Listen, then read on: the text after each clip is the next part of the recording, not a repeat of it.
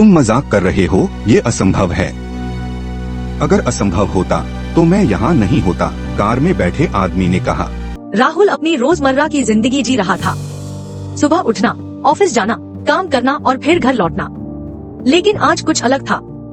सुबह 7 बजे उसके फोन पर एक अनजान नंबर से मैसेज आया। राहुल, तुम आज रात 10 बजे बाहर मत निकलना। मैं 2050 से बोल रहा हूँ। राहुल हंसा। कोई बेवकूफ बना रहा है। उसने मैसेज डिलीट कर दिया।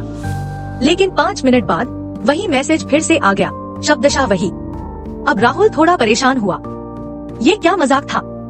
शाम होते होते उसने इसे भूलने की कोशिश की। लेकिन रात 9:55 पर जब वो घर से बाहर निकला तो बिजली चली गई। पूरा मोहल्ला अंधेरे में डूबा था। और तभी एक कार उसके सामने रुकी। कार का शीशा नीचे हुआ और अंदर बैठा आदमी बिल्कुल राहुल जैसा दिखता था। मैंने कहा था मत निकलना। कौन हो तुम? उसकी आवाज कांप रही थी। मैं तुम ही हूँ, 2050 से। तुम मजाक कर रहे हो, ये असंभव है। अगर असंभव होता तो मैं यहाँ नहीं होता, कार में बैठे आदमी ने कहा। अब भी समय है, वापस जाओ। लेकिन क्यों? ये क्या है? तुम्हारी मौत का टाइमर। राहुल के पैरों तले जमीन खिसक गई। उसकी आवाज कांप रही थी। राहुल का दिमाग सुन्न पड़ गया। आदमी ने राहुल को अपनी घड़ी दिखाई। वो कोई साधारण घड़ी नहीं थी। उस पर टाइम नहीं, बल्कि गिनती चल रही थी। राहुल के दिमाग में झंझनाहट हुई। अगर वो वहीं रुका रहा तो कुछ ही सेकंड में कुछ होने वाला था।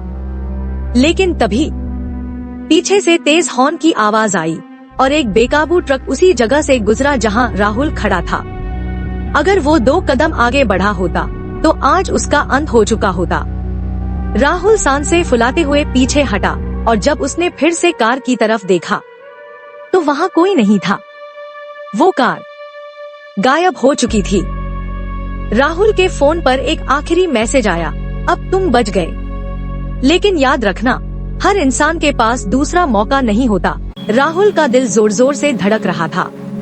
क्या वो सच में भविष्य में गया था? क्या ये कोई टाइम ट्रैवलर था या फिर किसी ने उसे एक और मौका दिया था? लेकिन एक बात पक्की थी, उसकी जिंदगी अब पहले जैसी नहीं रहने वाली थी। अगर आपको ये कहानी पसंद आई तो ऐसी ही और सस्पेंसफुल कहानियों के लिए हमारे साथ जुड़े रहें।